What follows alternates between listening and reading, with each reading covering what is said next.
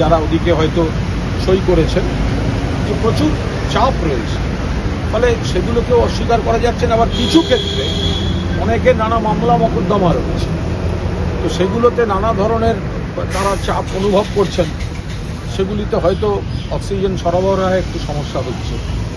ফলে সবাইকে একসঙ্গে, তবে হ্যাঁ, এখনও আঙুলের রঙটা যায়নি, ভোট দেওয়ার আঙুলের রঙটা যায়নি।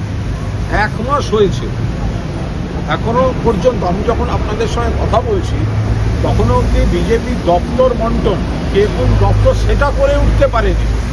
কিন্তু মমতা বন্দ্যোপাধ্যায়ের দলের প্রতীকে মমতা বন্দ্যোপাধ্যায়ের ছবি লাগিয়ে জেতা বিধায়করা, তারা কয়েকজন যা কাজ করছেন সেটা অনুভবপ্রেত। তবে গোটা দলের কর্মী আমাদের সঙ্গে রয়েছেন, আমরা আছি। আর আমরা হয়তো আমাদের সংখ্যাতত্ত্বে দেখতে কম মনে হচ্ছে আপাত দৃষ্টিতে, যে সংখ্যাতত্ত্বে আমরা কম, তো যারা বলছেন তারা সংখ্যাতত্ত্বে বেশি, তারা পেছন থেকে সাপোর্ট দিচ্ছেন, কিভাবে সাপোর্টটা দেওয়া হচ্ছে সেটা সবাই বুঝতে পারছেন। সুতরাং তারা মুখে যে কারণ বলছেন সেটা তাদের আসল কারণ নয়, কারণ তার মধ্যে অনেক কন্ট্রাডিকশন রয়েছে। আর যদি আমাদের কয়েকজনের কথা বলেন বা আমার কথা বলেন, মমতা বন্দ্যোপাধ্যায়ের দলের টিকিটে জিতে এসেছি, দলে ভালো মন্দ সব কিছুই থাকে, ভালো বেশি মন্দ আছে, আমারও বহু অভিযোগ আছে, বাট কোনো দলই তো অভিযোগ মুক্ত নয়। তো যদি দলটা খারাপ হতো তাহলে আমি ক্যান্ডিডেট হলাম কেন, আমি নিলাম কেন? যারা 1 মাস আগে সেই ক্যান্ডিডেটশন নিয়েছেন, সরকারে থাকলে তখন মমতাদি বা অভিষেকের বাড়ি গিয়ে লবি করতেন মন্ত্রী হওয়ার জন্য, এখন বিরোধী বলে অসুবিধা হচ্ছে।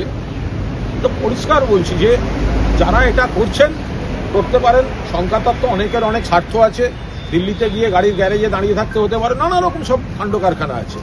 কিন্তু আমি এই ইস্যুতে অন্তত এই দলের বিরুদ্ধে আমারও অভিযোগ আছে, অভিমান আছে, সংশোধনের প্রয়োজন আছে, দলে আলোচনা চলছে। কিন্তু 1 মাস হয়নি, আমি বিশ্বাসঘাতকতা করে চলে যাব এই জিনিস হয় না।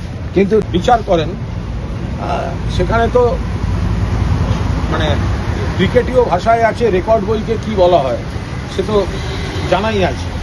আমাদের পরিষ্কার বক্তব্য, এই সংখ্যা বাড়ছে কমছে ওটা তো ওনাকে দেখে, ওই মানে কি বলে চাটনৃতকে দেখে বাড়ছে না, ওটা কোন ফোন কারা করছে, কিসের চাপ, কিসের হুমকি, সেগুলো মানুষ জানেন। কে খুনের মামলায় আছেন, কার বিরুদ্ধে এনআইএ আছে, কার বিরুদ্ধে সিবিআই ইডি আছে, তাদের পা কাঁপছে, চাটনৃতকে দেখে কেউ যাচ্ছে না। এটা একটা সংগঠিত রাষ্ট্রশক্তি অর্গানাইজ করে দিচ্ছে, তৃণমূলকে টার্গেট করেছে, আমরা দেখছি। কিন্তু আমাদের কর্মীরা আমাদের সঙ্গে আছেন,